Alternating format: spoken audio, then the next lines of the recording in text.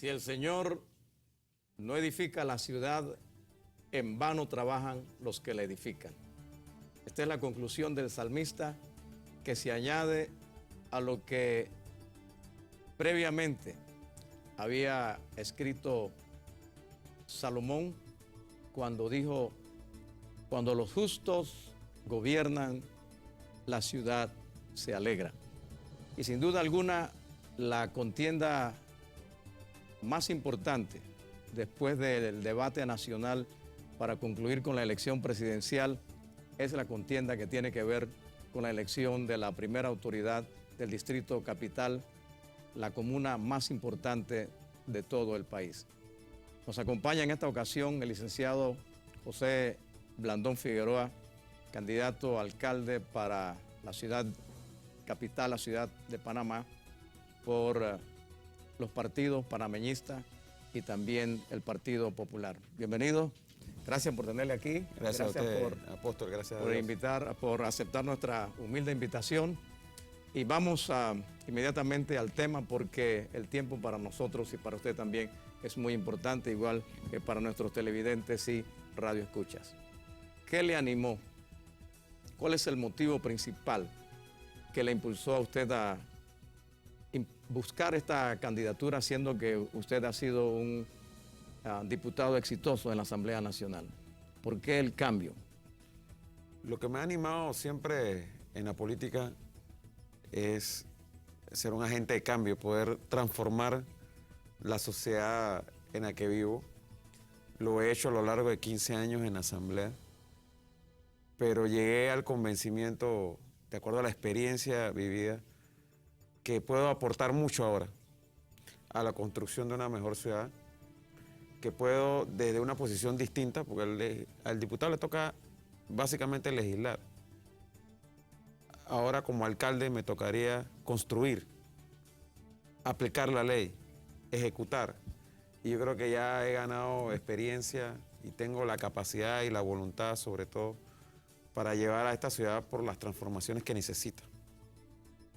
Hay un sector de la población que se cuestiona si usted fue asesor del alcalde Bosco Ricardo Vallarino, ¿por qué no implementó los planes que ahora piensa que se pueden implementar si es electo, en el momento en que tuvo la oportunidad de poder, o no hacerlo, sino al menos orientar para que se hiciera?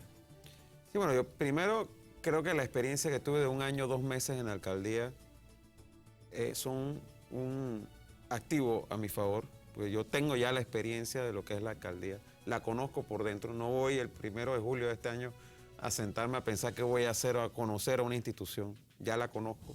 Tengo muy claro lo que hay que hacer para mejorar la institución.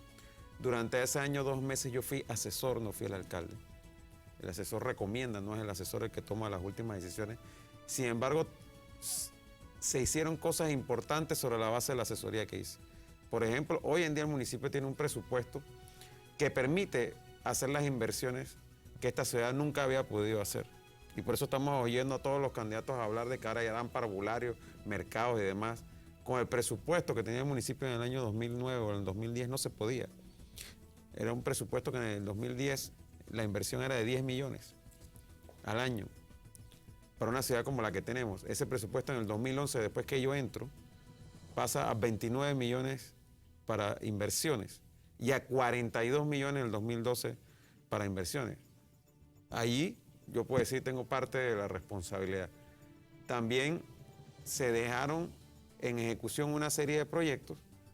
Cuando sale Bosco Vallarino a la alcaldía, que lamentablemente la alcaldesa Méndez, por cuestiones politiqueras, no puedo catalogarlo de otra manera, los dejó sin efecto.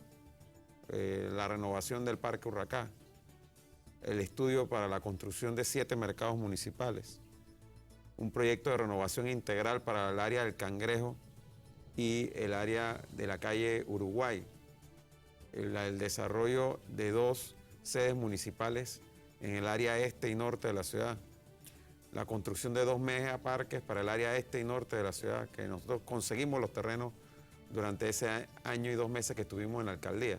O sea, que sí se hicieron cosas en la línea de lo que estamos planteando, pero no es lo mismo ser un asesor que lo que será a partir del 1 de julio, el alcalde. ¿Podría usted definirnos entre 3 y 5 áreas prioritarias que son requerimientos primordiales de la ciudad que usted enfocaría en su administración? Bueno, yo hice 100 talleres comunitarios como inicio de mi campaña para escuchar a la gente en las comunidades y son las personas que participaron en esos talleres lo que definen las prioridades de mi gestión. Costo de la vida, inseguridad, mal servicio del transporte público, mala recolección de la basura, el tema de la falta de agua potable y el tema de falta de aceras, veredas y espacios públicos. Esas serían mis prioridades. Bien. Hay un candidato a diputado de su partido que propone crear un nuevo distrito, lo que significaría la separación de esa área administrativa del distrito de Panamá. Me refiero a la creación del distrito norte. ¿Cuál es su opinión al respecto? Bueno, yo estoy a favor. Yo estoy a favor. El candidato Luis Barría, que de hecho fue quien a través de ley creó el área de Panamá Norte y lo dividió el corregimiento de las Cumbres en 3. Yo creo que el municipio de Panamá ha crecido tanto que ya requiere desconcentrarlo y parte de la misión nuestra los próximos 5 años será precisamente crear las condiciones para que eventualmente en 5 o 10 años la parte norte de la ciudad pueda ser un distrito aparte del distrito de Panamá. ¿Cuál fue la experiencia que ganó San Miguelito con haberse constituido como un distrito aparte del distrito de Panamá, siendo que una vez fue parte del distrito? ¿Y qué experiencia ha dado la creación de nuevos corregimientos en relación con los corregimientos que ya existían, la nueva división que se ha hecho, que en los últimos años se han creado varios corregimientos en el distrito capital? ¿Ha sido eso positivo? Bueno, yo creo que la experiencia de San Miguelito no ha sido positiva. Pero también creo que eso se debe, por un lado, a que no tenemos una efectiva descentralización y por otro lado que no hemos tenido una administración eficiente en el municipio de San Miguelito. La pregunta viene por lo siguiente. Ajá. Tenemos alcaldías o distritos en otras partes del mundo que concentran una población 7, 8, 10 veces de la ciudad capital de Panamá. Sí. Y no se dividen, y no se fracturan, no se fraccionan, y se trata de atender, más bien integrar adecuadamente. E incluso en otros países lo que se ha creado es el Distrito Federal o el Distrito Nacional, que concentra el área capital del país más el área metroplex o el área aledaña y convexa. Aquí vamos en la contravía, o sea, vamos a ir fraccionando más esto con la experiencia negativa que hemos tenido en San Miguelito. Bueno, nosotros lo que estamos planteando, por ejemplo, en el tema del transporte público, es que debe haber una autoridad metropolitana de transporte en donde esté Panamá, San Miguelito, Arraiján y Chorrera, representados junto con la autoridad nacional. Así que sí hay instancias, porque hay problemas de la ciudad que no se resuelven solamente dentro de los límites de la ciudad de Panamá. San Miguelito es parte también definitivamente, Arraiján también es parte de Arraiján y Chorrera. Sí. Entonces, sí. El transporte es uno de ellos. El tema de seguridad es otro tema. Entonces, cuando tú tienes un alcalde de San Miguelito, para poner un ejemplo, republicano, tienes un alcalde capital demócrata, tienes un alcalde de Arraiján CPN, entonces a veces no se ponen de acuerdo porque también hay intereses políticos, hay otra visión de lo que debe ser la administración. Yo soy de los que pienso, tal vez me equivoque y no tengo la capacidad ni intelectual ni de formación para pensar en un planteamiento de integración de lo que representa el área metropolitana de la capital, que incluye más del 40% de la población del país realmente. Sí. Yo creo, Apóstol, que sobre eso es conveniente hacer una discusión. Hay modelos distintos. Usted va a Caracas, por ejemplo, y cuando uno habla de la ciudad de Caracas, uno piensa que es un solo distrito, sí, y en realidad son varios distritos, sí, que es el área de Caracas. Asimismo hay otras ciudades del mundo donde, por ejemplo, Miami tampoco es un solo Miami-Dade, distrito, sí. hay otros distritos formando parte del área que uno conoce como el área capital. Pero reitero, es un tema que yo creo que vale la pena estudiar, porque la realidad de la ciudad de Panamá es que es una ciudad que se ha extendido a lo largo y no tiene tan alta densidad. Y por eso nosotros pensamos que la responsabilidad principal del alcalde tiene que ser la planificación de la ciudad. Nosotros tenemos que sentarnos de una vez por todas a pensar esta ciudad a largo plazo y de manera integral. Y dentro de esa planificación, obviamente, hay que incluir también el área de San Miguelito, de Arraiján y de Chorrera, porque es la gran área metropolitana. Sí. Y que tiene un crecimiento muy desordenado. Así es. O sea, ya San Miguelito, como no puede demográficamente crecer más, entonces el crecimiento poblacional se va hacia otras áreas, pero uno va a Arraiján, entonces no hay planificación. Cuando se van a construir las calles, no pueden ser calles ordenadas, tienen que ser calles sin acera, no hay un servicio adecuado de las aguas, porque no hubo planificación previa a la edificación de la vivienda y al crecimiento del distrito.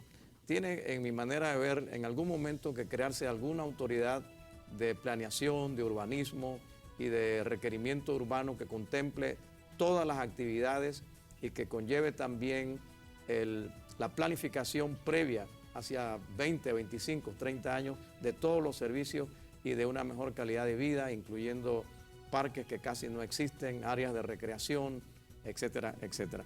Pero vamos a otro tema. En este momento, según las encuestas y por los márgenes de error que pudiera haber, se disputa voto a voto la alcaldía de Panamá. En la opinión de la alianza de los dos partidos que le postulan, ¿dónde está la fortaleza y en qué áreas o en qué nivel de la población sienten ustedes que deben hacer el esfuerzo final para llevarse el triunfo? Bueno, yo creo que la fortaleza de nuestra candidatura está en la propuesta, en la trayectoria que acompaña esa propuesta y en el equipo de trabajo que nos rodea, que es un equipo de trabajo que no es solamente compuesto por personas de ambos partidos de la alianza, sino que también tiene mucha gente independiente e inclusive miembros de otros partidos políticos como el PRD y Cambio Democrático. En términos territoriales, de cuál es la estrategia en los próximos días que restan aquí ya a la campaña, bueno, nosotros nos vamos a concentrar, Apóstol, en las afueras de la ciudad, en lo que es el área norte y este. Yo soy diputado del área central, por llamarlo así, del circuito 87. El área 88, Juan Díaz, es un área que hemos estado caminando bastante a lo largo de esta campaña, así que los últimos días va a ser 8, 9, 8 días, aunque vamos a hacer un cierre de campaña, que va a ser un cierre de campaña distinto, original, en el sentido de que lo hemos llamado el maratón por la ciudad. Va a iniciar el martes 29 a las 6 de la tarde y termina el miércoles 30 a las 5 de la tarde. Son 24 horas, vamos a ir a los 23 corregimientos de la capital. ¿Madrugada y todo? Madrugada y todo, son 24 horas consecutivas. Queremos que simbolice varias cosas. Uno, nuestro compromiso de ser un alcalde para toda la ciudad. Y toda la ciudad son los 23 corregimientos que componen la ciudad capital. Segundo, que como alcalde yo voy a dedicar todo mi tiempo a resolver los problemas de esta ciudad. Y tercero, no es simplemente que vamos a hacer un acto político en cada uno de estos eventos. No es un meeting, no es reunir a la gente ni es hacer una actividad bailable. En cada uno de estos corregimientos vamos a inaugurar o a hacer una actividad que simbolice lo que van a ser nuestras prioridades como alcalde. Estamos hablando de aceras, estamos hablando de luminarias en canchas deportivas, estamos hablando de remozamiento de parques, estamos hablando de remozamiento de casas comunales, actividades culturales, deportivas. Incluso en el último corregimiento y antes del lugar donde vamos a hacer el cierre final, que es en el Parque Urracá, vamos a ir en bicicleta.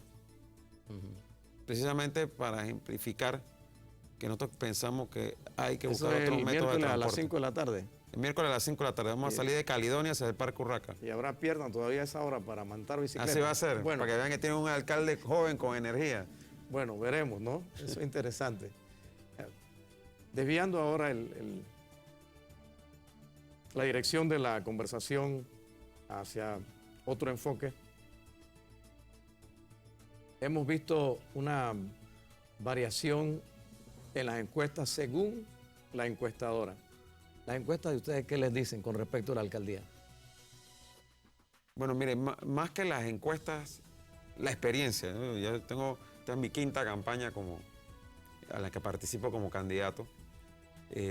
La experiencia nos dice que esta es una campaña que va a ser cerrada, pero a diferencia de la campaña presidencial va a ser una campaña cerrada entre dos candidatos, entre el candidato Fábrega y mi persona. Nosotros hace mucho tiempo nos vemos en esta contienda a la actual alcaldesa y consideramos por eso que la decisión que deben tomar los electores y en lo que nos vamos a concentrar como mensaje en los próximos días es que uno debe pensar muy bien a quién quiere cuidando su casa. ¿A qué y se la debe, ciudad es la casa. ¿A qué se debe que las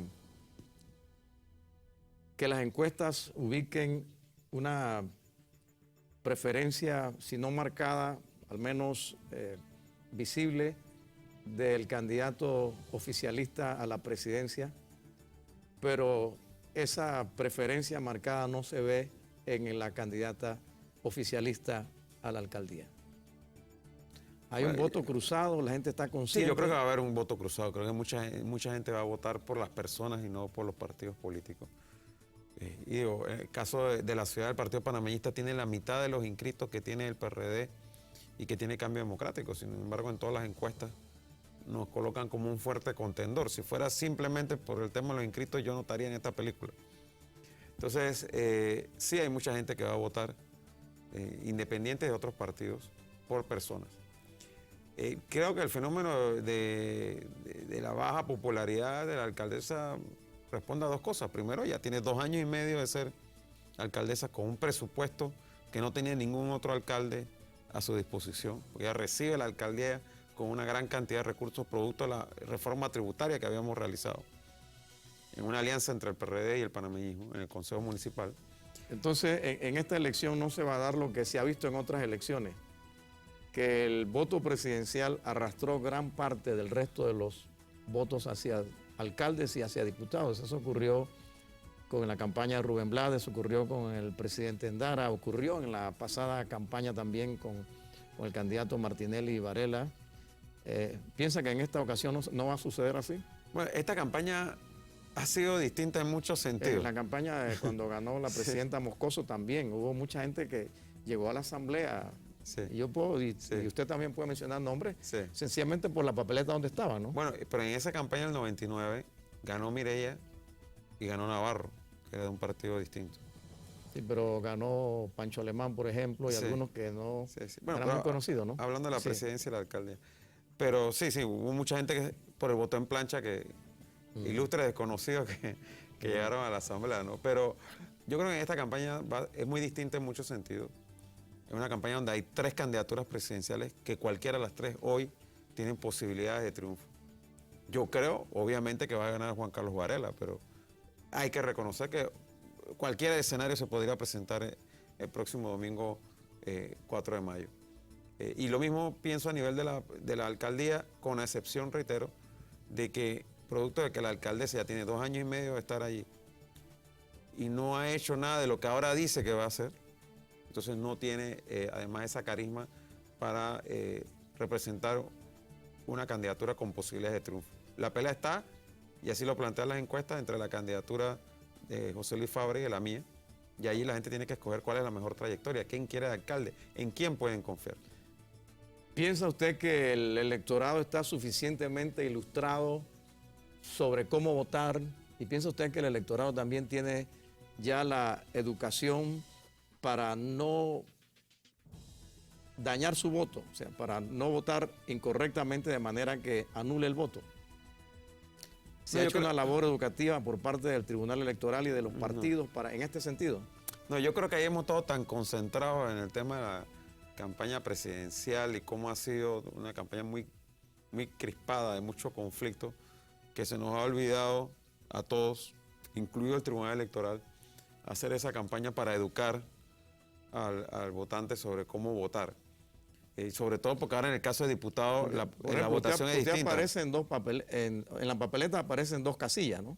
Correcto. Yo aparezco en la papeleta alcalde en la casilla 2, que es del Partido Popular, y en la casilla 4, que es del Partido Panameñista. Si viene Panameñista. alguien que le aprecia tanto, que tiene tanto interés, que dice, este es mi candidato, es el que debe salir, y le pone el gancho acá en cada casilla diciendo, este voto es sólido, Está anulando el voto. está anulando el voto. Entonces, yo estimo que en estos últimos días debe hacerse un intenso esfuerzo para concienciar a la gente, instruirlo y ayudarlo, ¿no? Totalmente de acuerdo. Totalmente de acuerdo. Y por eso me permito felicitarle por este programa, porque yo creo que todo el esfuerzo que podamos hacer para ilustrar a los votantes sobre cómo votar, pero también sobre qué piensan los candidatos y cuáles son sus posiciones es bien importante. Bien. Nosotros nos vamos con nuestro director por un par de minutos. Usted no sea parte de nuestro televisor, venimos con la parte, pudiéramos decir, más intensa y más directa de esta entrevista.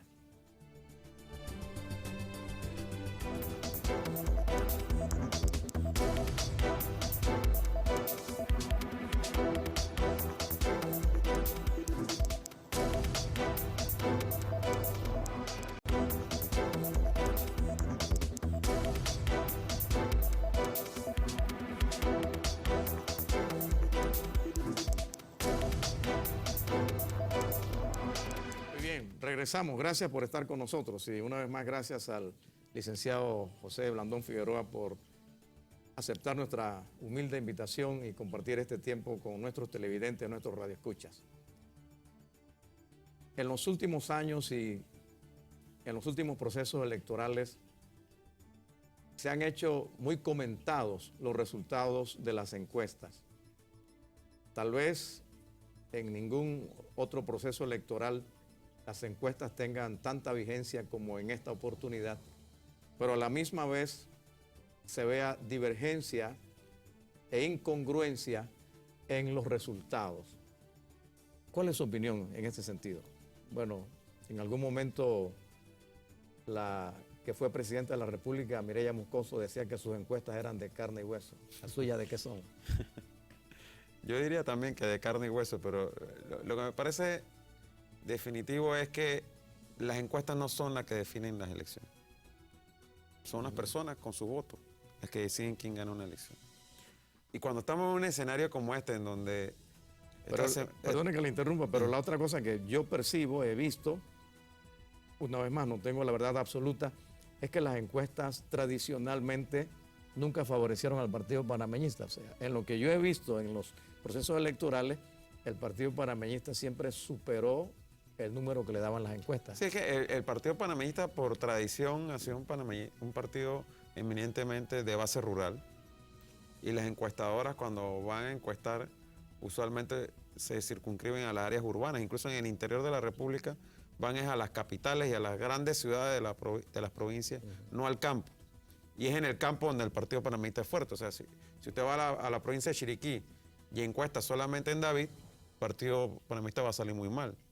Si usted va a Lange, a Renacimiento, a Bugaba, ahí es donde está la fortaleza del Partido Panameñista en la provincia chiricana. Entonces, esos son los desbalances que se generan, y por eso tradicionalmente el panameñismo representa más de lo que sale en las encuestas. Incluso en el área capital, me parece, por ejemplo, que en lo que usted llama el sector norte de la ciudad,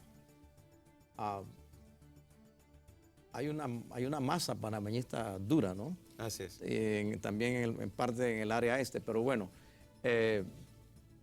volviendo a ese tema, con respecto al voto presidencial, que tiene mucho que ver, se ha presentado la orientación o la recomendación hacia el voto útil. ¿Cuál es su opinión? Yo creo que el voto realmente útil para el país es el voto que haces de acuerdo con tu conciencia, de acuerdo a lo que te dicte tu corazón, sobre cuál es la mejor propuesta. ese es el voto útil, votar por el mejor. Entonces, Bueno, el voto útil que yo percibo, que entiendo, que puedo analizar según la recomendación que se ha dado, tiene 2 o 3 sustentaciones. Número 1, que el gobierno no repita. El voto útil es con la intención que el gobierno no repita. Eso es lo que entendí. Número 2, el voto útil tiene un sustento en quien, según las encuestas, tenga la mayor probabilidad y posibilidad de impedir que el gobierno repita. Y en ese sentido, con todo el respeto de las personas a quienes admiro y aprecio, yo tengo un aprecio particular hacia el doctor Mario Galindo y puedo decir algo aquí que nunca he dicho públicamente. Después de la invasión en el año 1989, nuestra pequeña, en aquel momento humilde emisora, fue el único medio que no cerró después de la invasión, porque sucedió que el locutor y todo lo sorprendió, la invasión ahí se tuvo que quedar ahí, no pudo salir, etcétera. Nosotros seguimos en el aire y por ese medio pudimos alentar a mucha gente, orientar, no saquen, etcétera, etcétera. Y una persona que nos estaba escuchando, que fue funcionario en aquel momento un ministerio, se sintió compungido y me llamó y me dijo, yo sustraje del ministerio una suma alta, líquida, etcétera. Y bueno, yo quisiera entregarla a la iglesia, pues. Y yo dije, bueno, nosotros la podemos recibir, pero no la podemos utilizar porque no es un dinero suyo. Entonces yo hablé con el doctor Mario Galindo, él me comunicó con el presidente Endara, con el licenciado Billy Ford, con el gerente del Banco Nacional. Yo busqué 2 pastores de renombre en el país y lo único que le pedimos es que, ya que la persona estaba entregando esa suma tan alta y líquida, una suma de 7 cifras, se hiciera una gestión para algo, pues. Y el doctor Mario Galindo muy gentilmente me dice, bueno, hablamos con el presidente Endara y si hay un proceso y todo lo demás, ella tiene garantizada un indulto. Esa persona tiene garantizado un indulto por causa de la acción. Entonces entregamos ese dinero, eso nunca lo supo nadie, solo mi esposa, el círculo íntimo, la iglesia nunca supo esto, estoy hablando de algo que ocurrió hace, 24 años. Sí, y desde esa fecha, aunque le conocía muy parcialmente, mi consideración, mi aprecio y mi admiración por el doctor Mario Galindo se elevó.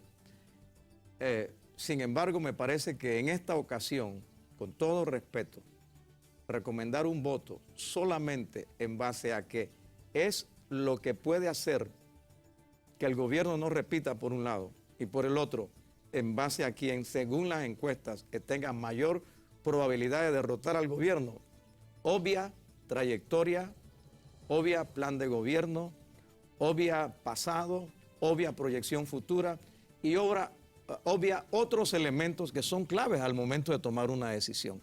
Así que, sin contradecir a lo que ellos dicen, yo me atrevo aquí a decirle a nuestro pueblo que nuestro voto no es una apuesta. Nosotros no estamos aquí para apostar a ganador.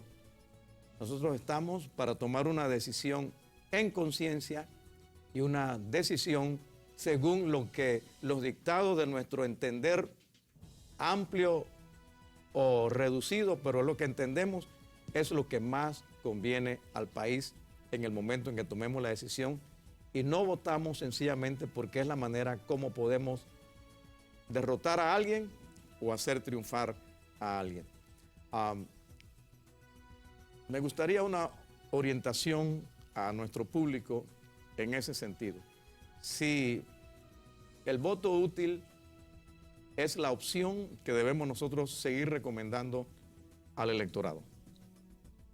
No, apóstol, la verdad que tengo poco que agregar a lo que usted ya ha dicho. Estoy completamente de acuerdo con sus palabras.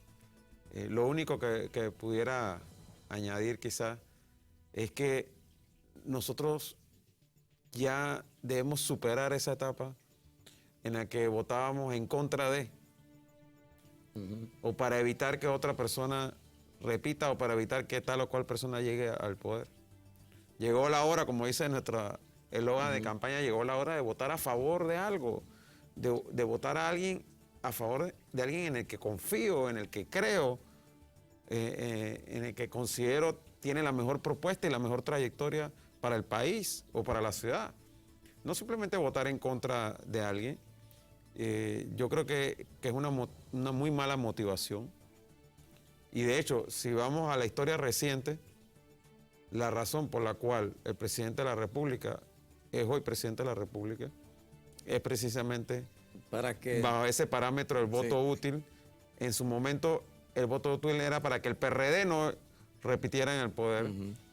Y muchos que pensábamos que Juan Carlos Varela era el mejor candidato en ese momento, optamos por hacer una alianza con Cambio Democrático, con Ricardo Martinelli, por aquello del voto útil y por aquello de evitar la reelección de un partido.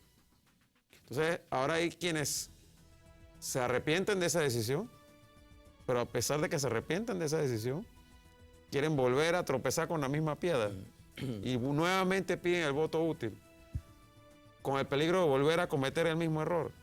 Entonces yo creo, por lo menos yo soy de los que se cuenta, yo voy a votar por quien yo considero que es el mejor, que es Juan Carlos Varela, con la seguridad de que va a ganar.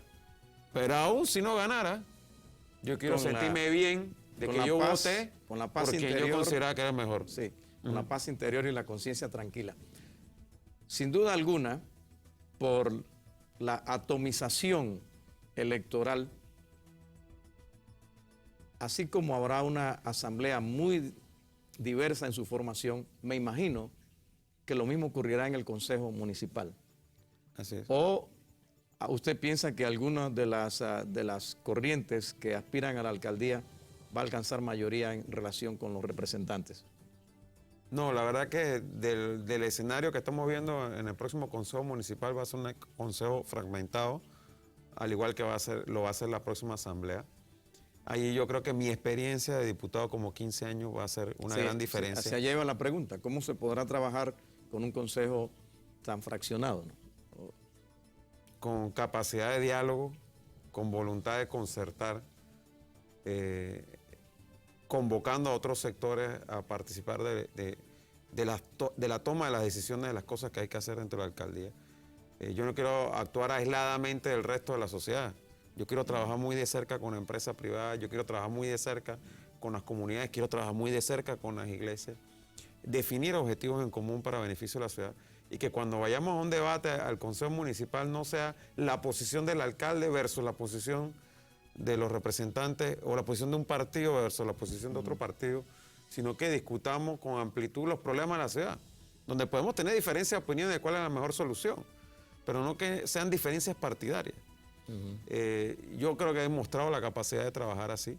De hecho, durante el tiempo que fui asesor de Bosco, logramos pasar una reforma tributaria en un consejo municipal donde la mayoría era del PRD, porque esa reforma que ahora me quieren achacar a mí el 100% fue una reforma que se aprobó en un consejo municipal donde 14 de 21 representantes eran PRD.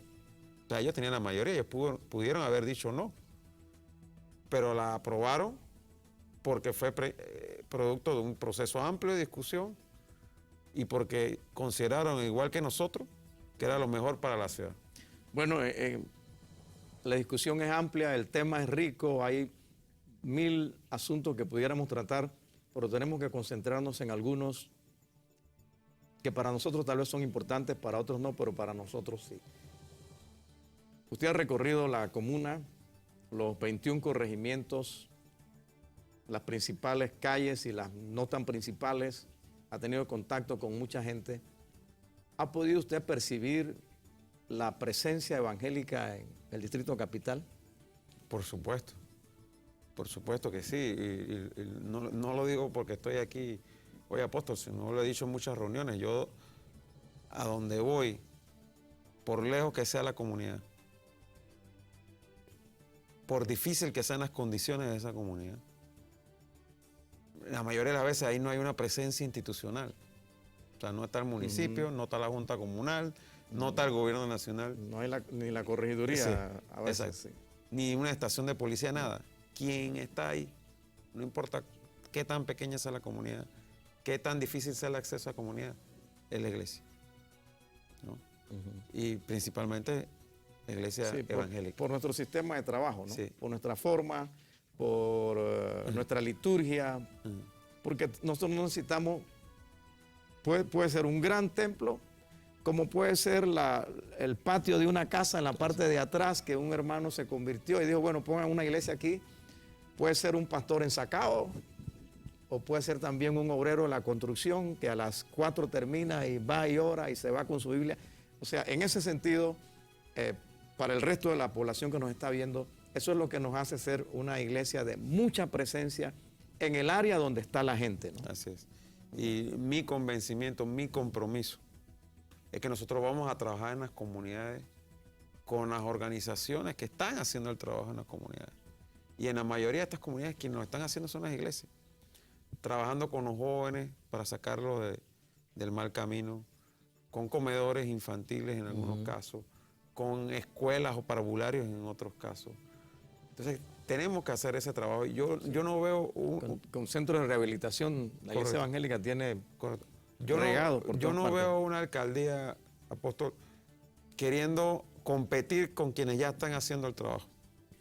Yo veo una alcaldía trabajando en conjunto, creando esa sinergia, ¿no?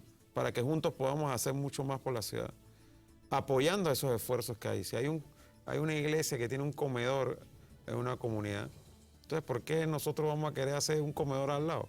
Trabajemos juntos para que ese comedor pueda crecer y atender todavía más niños y por más tiempo y darles mejores cosas todavía, ¿no? Y en el tema de la inseguridad, está ya comprobado que nosotros no podemos rescatar a los jóvenes de la violencia simplemente con ofrecerles cosas materiales.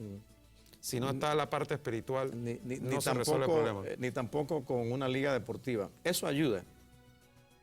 Pero una liga deportiva solamente como el medio para rescatar al joven no es suficiente. Así es. No es suficiente. La vida requiere trabajo, requiere fuente de ingreso, requiere capacidad para sostener una familia, y ese joven eventualmente va a tener una familia. Y eventualmente no todos tienen la capacidad para ser estrellas deportivas tampoco. Entonces, cuando no lo logran, vuelven otra vez o recaen. Y definitivamente, con toda modestia, lo decimos, pero es reconocido por las autoridades, tanto en las áreas marginales como en el interior de las cárceles, la institución que más efectividad ha tenido en el logro de resultados es el trabajo que hacen los hermanos por todos estos medios. Y eso es área capital, eso también es San Miguelito, eso también es Arraiján, eso también es La Chorrera, eso también es Colón y David, que son los principales focos de desintegración de familia y también de problemas de pandillerismo y de desviación de la conducta social de la juventud. Pero vamos a otro tema, porque usted fue parte de esta asamblea donde se aprobó la ley que permitía que un diputado de un partido pudiera votar en contra de la dirección del partido si el proyecto de ley era considerado positivo, y de esa manera se eliminó en aquel momento la revocatoria de mandato. Algunos dicen que ese fue el génesis del transfugismo. ¿Está de acuerdo? Bueno, yo creo que primero el transfugismo ha existido de antes de esta administración. El transfugismo no es un fenómeno exclusivo de esta administración. Pero ahora ha sido exponencial. Exacto, aquí se llevó a la máxima potencia, pero ha existido antes. Sí, bueno, existió desde las cámaras francesas, sí, ¿no? Incluso el término viene realmente de allá. Yo le digo, para mí en mi carrera política el tema de ser consecuente siempre ha sido muy importante. Y yo siempre, no ahora, no al principio de este gobierno, siempre he estado en contra de la revocatoria de mandato en manos de los partidos. Yo creo que sí debe existir revocatoria, pero en manos de los ciudadanos, que son los que votan por el diputado. Yo no estoy de acuerdo con que los ciudadanos voten por mí y luego sea la cúpula del partido la que decida cómo voto yo en la asamblea. Y eso lamentablemente es lo que pasaba con la revocatoria de mandato también, que la cúpula del partido se podía reunir a decirme a mí que votar en contra de mi conciencia y en contra de los intereses de mis electores, porque así era la voluntad del partido. Sí. Entonces, en eso yo no estoy de acuerdo. ¿Y obedecía o tenía una revocaba. espada ahí, no? Entonces, esa situación no estaba bien. No está bien tampoco que suceda lo que está sucediendo ahora mismo, pero yo creo que eso no es solamente debido a que se cambió la ley. Eso es debido también a una crisis de valores y una crisis dentro de los partidos políticos. Porque así como hay quienes se han cambiado, hay quienes nos hemos mantenido.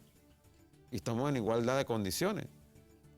O sea, no es que a los que nos quedamos en los partidos fue que nosotros no nos ofrecieron o no nos presionaron o no pretendieron que nos cambiáramos y no nos cambiamos. ¿Por qué no nos cambiamos? Porque una ley me lo impedía, una ley me lo permitía.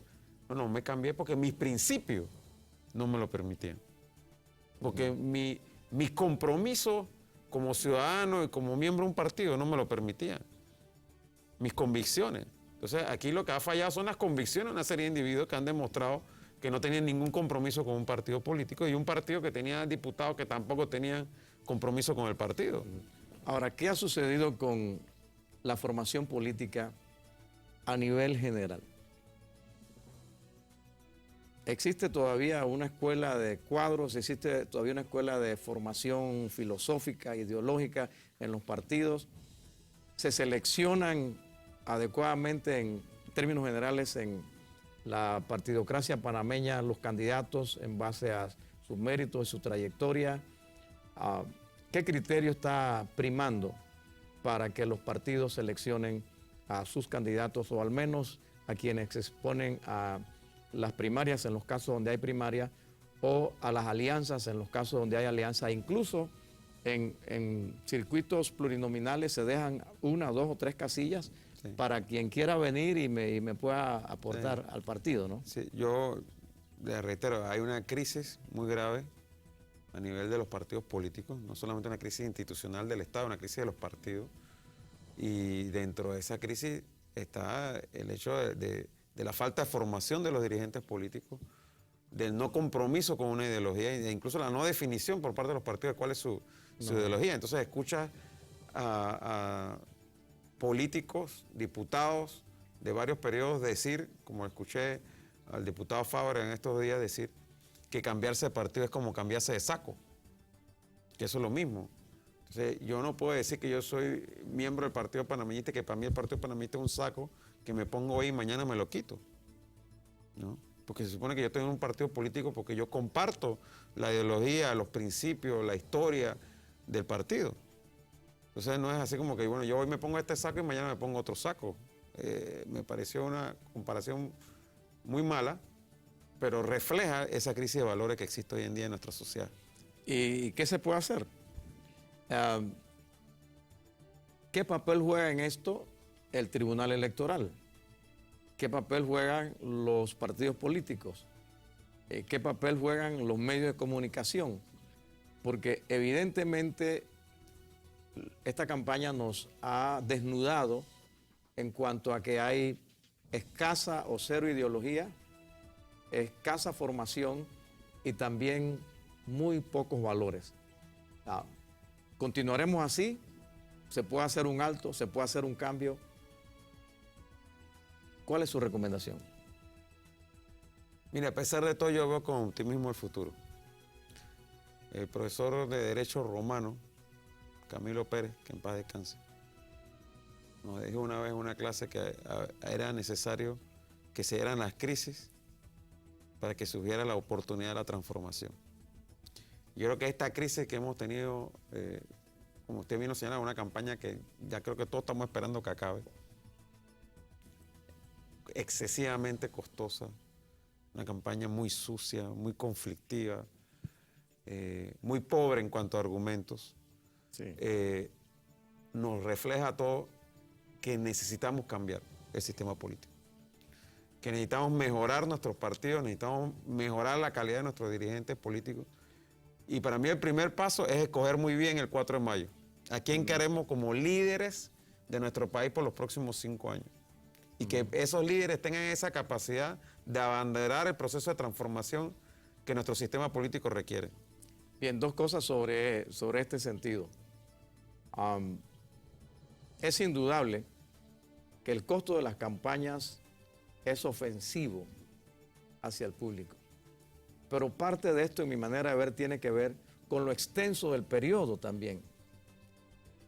Pienso que tan pronto se dé la institucionalidad o la toma de posesión de las nuevas autoridades elegidas, el Tribunal Electoral lo primero que debe hacer es convocar a los partidos políticos, a la sociedad civil, a los que ellos consideren, para que recomienden qué se debe proyectar hacia el nuevo proceso.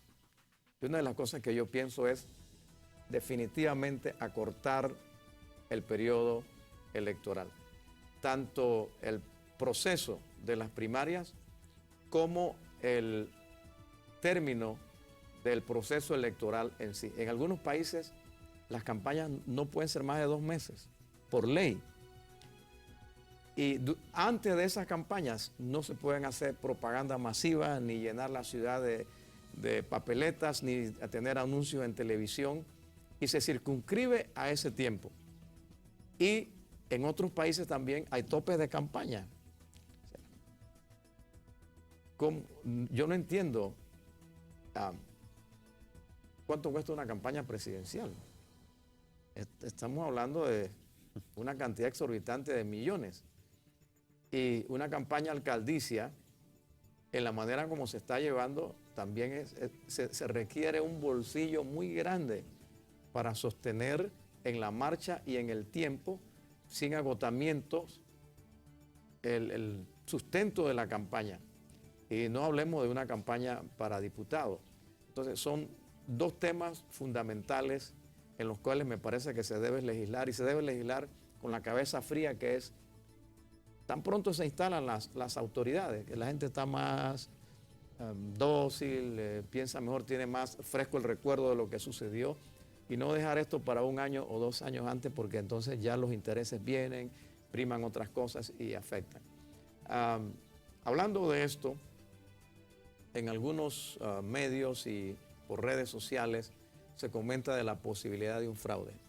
¿Cree usted que es posible un fraude con el sistema electoral que tenemos nosotros, con las autoridades electorales, con la vigilancia de los partidos políticos? Yo tengo plena confianza en el Tribunal Electoral. Yo creo que el Tribunal Electoral va a contar los votos tal cual sean emitidos. Creo que sí se ha afectado la transparencia del proceso electoral, porque se ha permitido el uso de los recursos estatales sin ningún tipo de control para beneficiar las candidaturas oficialistas. Veo una Fiscalía Electoral totalmente anulada, que no ha hecho absolutamente nada de lo que le corresponde hacer como fiscalizador del cumplimiento de las normas electorales. Sin embargo, yo tengo la confianza, reitero, de que al final, como ha pasado en las otras elecciones, con un poco más de turbulencia, llamémoslo así, pero al final va a terminar imponiéndose la voluntad mayoritaria del pueblo panameño, y que va a ser presidente de la República quien la mayoría de los panameños quiere que sea. Muy bien. En ese sentido, perdóneme, usted es el entrevistado, pero el programa tiene algún enfoque didáctico, ¿no? Yo no tengo duda, absoluta duda, tengo plena certeza de que el voto presidencial es escrutado y emitido, y el resultado es lo que se colocó en las urnas. Pero yo le pediría a los representantes de los partidos y a los representantes de mesa que permanezcan con su presencia en las mesas hasta que se cuente el último voto del último representante, porque con todo respeto y también con mucha modestia, lo que yo puedo aseverar con respecto al voto presidencial, no lo puedo aseverar con respecto al voto, por ejemplo, de diputados o de representantes. Porque a veces el abandono de la mesa, el cansancio, el agotamiento, el que a las 12 de la noche se termine con el voto presidencial y se comience el otro conteo, y a veces la excesiva confianza o la negligencia de los partidos políticos impiden que tengan una presencia física allí, y la experiencia me indica, yo tuve que pelear una candidatura en alguna ocasión de uno de nuestros líderes, de nuestros hermanos, porque de no haber estado nosotros físicamente allí, Sí. hubiera sido otro el resultado. Sí, sí, sí. Entonces, yo sí creo, con todo respeto, y esto sin vulnerar la capacidad y la honorabilidad del Tribunal Electoral, que los representantes de las mesas y quienes sean los indicados para dar el resultado del escrutinio deben permanecer allí, así sea toda la noche, toda la madrugada, toda la mañana Sí, del día siguiente, porque si no vienen variaciones. Si me permite añadir a eso, totalmente de acuerdo en que cuidar el voto debe ser una responsabilidad de todos, no solamente los que van a ser representantes de mesas y activistas, sino Sí, el sí. que emite su voto. Yo le daría el llamado que regrese luego al centro de votación y esté ahí velando por toda la transparencia del proceso. Y haría además un llamado, apóstol, a la prudencia. A la prudencia, sí. Porque si las cosas son como las indican las encuestas, va a ser una elección muy cerrada. Muy cerrada, muy reñida. Entonces, ojalá que no salga nadie antes de tiempo. Esa prudencia nos incluye a nosotros. Sí, Los medios no pueden andar sí. dando resultados Sí. ni que parciales, ni no oficiales, sí. porque dicen, no es oficial, pero está dando un resultado. sí, entonces, ojalá no salga nadie a anunciar resultados antes de Y tiempo. ni celebraciones. Sí, hacer celebraciones. Exactamente. Ojalá podamos Sí. llevar el proceso en paz. Es lo que creo que deseamos la mayoría de los panameños, y yo En pediría ese incluso sentido, que en ese oración, Sí, sí, apóstol, no, para que nosotros vamos a tengamos estar- toda esa sabiduría y llevar Vamos a las estar cosas allí orando con y cabeza fría. Exactamente. Me parece que a la jefatura de las campañas tienen el mejor espíritu. La jefatura de la campaña pienso que están en la capacidad de esperar el resultado y si le es adverso, aceptarlo. Pero esperamos que ese espíritu se traslade al resto de la población, al resto de la gente, y que el 5 de mayo nos demos un abrazo, tuvimos una fiesta y digamos, este país va hacia adelante. Ya nosotros estamos en la recta final de la entrevista, pero hay un tema que me parece que también al menos debe ser tema de discusión para la próxima campaña, para el próximo proceso electoral del 2019. Que Dios quiera estemos aquí, ¿no? Así será Sí, Dios aquí primero. estaremos, sí. Y es el tema de la segunda vuelta. Yo creo que gran parte de la crispación que se vive hoy se hubiera disminuido si el país tuviera una segunda vuelta. Es mi opinión, que cada uno tiene la suya. Es más, el oficialismo, el gobierno, presentó la idea de la segunda vuelta y son los dos partidos que hoy se disputan la atomización del voto opositor los que se opusieron en aquel momento de la segunda vuelta. Pero la realidad es que quien gane va a tener cerca del 60% de la población, en teoría, en contra, ¿no? Al inicio del mandato. Sí. La segunda vuelta al menos ayuda a que se acomoden las fuerzas y quien obtenga la mayoría, según el porcentaje que se establezca, pueda decir, pues tengo el respaldo de la mayoría del pueblo realmente, ¿no? Sí. Bueno, yo creo que ahí ¿Piensa que Panamá llegó al punto ya de aceptar que la segunda vuelta debe venir o todavía debemos insistir que el proceso, el sistema actual es mejor? yo creo allí que lo que es impostergable en el próximo gobierno es la revisión integral de la Constitución. Eso es Y dentro de esa revisión integral de la Constitución cabe la discusión sobre la conveniencia o no de la segunda vuelta. Nosotros, como bancada panameñista en la Asamblea, nos opusimos al tema de segunda vuelta, no en el fondo, porque ya habían posiciones diferentes sobre eso, algunos a favor, otros en contra, sino por la forma, porque nosotros considerábamos que eso no era una discusión a nivel legal, sino una discusión a nivel constitucional. Aunque hay criterios, ¿ah? Sí. Hay criterios que la Constitución no lo prohíbe. Sí. Bueno, Sí. nosotros teníamos el criterio de que sí y la bancada y por eso la oposición. Y nosotros estamos abiertos a que esto lo discutamos dentro de una reforma constitucional o dentro de un proceso constituyente. Y yo creo que ahí habrán posiciones y posiciones y habrá que evaluar la experiencia de la segunda vuelta en otros países. Pero yo le reitero, para mí lo que no podemos demorar más, lo que no puede dejarse para el gobierno del 2019 es la reforma integral de la Constitución. Bueno, se me adelantó a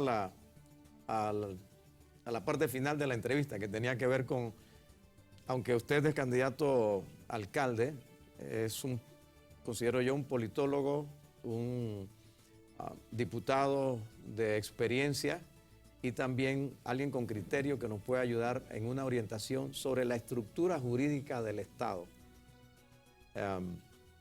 Requiere Panamá una estructura nueva, requiere un organigrama, una carta magna que se adecue a los tiempos, o con un simple retoque a la actual Constitución nosotros podemos adecuar lo que necesitamos adecuar.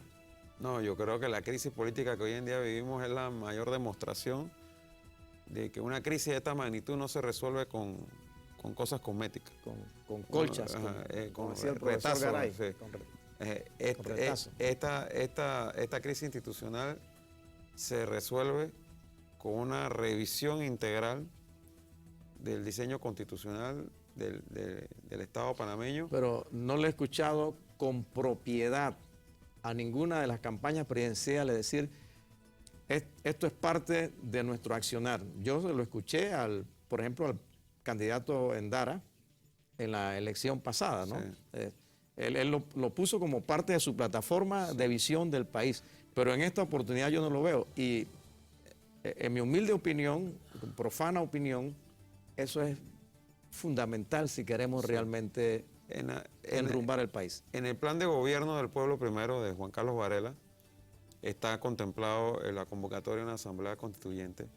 No ha sido parte frontal de su discurso, pero está dentro de la propuesta. Lo ha planteado en algunas ocasiones, para mi gusto muy pocas, pero sí lo ha planteado. El enfoque de la campaña ha estado más en el tema de seguridad, del costo de la vida y sanidad básica, pero sí creemos indudablemente que eso ya es impostergable, ¿no?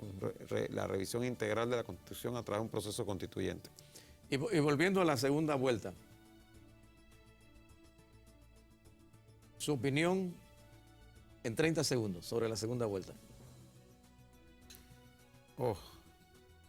Yo creo que es un tema que tiene su lado positivo y su lado negativo.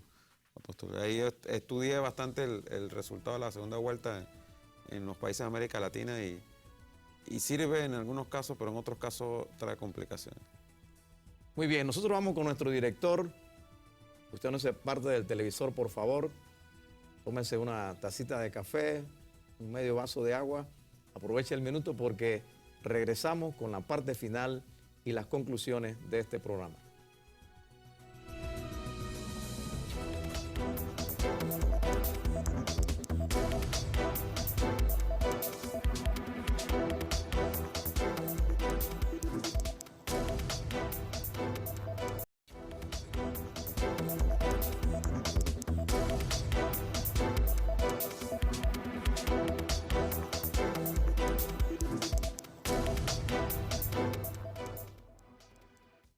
Bueno, la personalidad del entrevistado, su facilidad de palabras, su manejo del tema y su capacidad de interactuar hacen muy fácil y muy agradable la entrevista, y también proyecta como si uno estuviera a cierto nivel de favoritismo, lo cual no es lo que queremos proyectar, sino esencialmente cada individuo tiene su personalidad y su manera de ser, y se le reconoce al licenciado Blandón esa capacidad de incluso de ser atacado y mantener la sonrisa. Le queremos dar un minuto para una palabra final, para una recomendación, y desde luego todo candidato quiere aprovechar toda tribuna para abonar un poco de leña a su fuego, ¿no? Así es. Bueno, llegó la hora de decidir, llegó la hora de que con tu voto definas quién va a ser la máxima autoridad, el líder de la ciudad por los próximos 5 años. Tú tienes en tus manos, en tus votos, la llave del futuro y te pido ese voto de confianza para nuestra propuesta, ese voto de confianza para nuestra trayectoria y que nos permitas llevar adelante el liderazgo de esta ciudad por los próximos 5 años para que la transformemos y tengamos juntos la ciudad que todos nos merecemos. Muchas gracias y que Dios le bendiga. Bueno, muchísimas gracias, honorable diputado y ahora candidato. Yo quiero entregarle Gracias. ese libro. Se llama Si Jesús fuese alcalde, escrito por Bob Moffitt con la asistencia de Carla Tech. Y algún pensamiento de aquí pudiera tal vez ayudarle, porque no nos imaginamos así a Jesús como alcalde, pero si Él fuera, ¿qué haría? De esta manera también nosotros queremos despedir el programa recordándoles que el voto es un privilegio, es un derecho, pero también es una responsabilidad, que usted debe hacerlo de manera informada, tanto en el fondo como en la forma. En el fondo con respecto al candidato, a sus proyecciones, su historia, su desenvolvimiento y sus propuestas hacia futuro. En la forma con respecto al sistema, como es el voto presidencial, alcaldicio, de diputados y de representantes, de manera que sea efectivo y que no vaya a tener dificultad o anular el voto por haber escogido incorrectamente la forma de colocar su preferencia. A todos, muchas gracias por su amable sintonía y yo concluyo con una oración diciendo: Padre, tú eres bueno, tú eres un Dios de misericordia y tú eres el Dios de este país. Dirige esta nación en paz, a escoger de la mejor manera. Tú quitas reyes y tú pones reyes, y que el país entero acepte el designio del pueblo como parte de la voluntad de Dios para esta nación, a la cual tú bendices y guías por derroteros de prosperidad y paz. En el nombre de Jesús. Amén. Amén. Muchas gracias por su amable sintonía.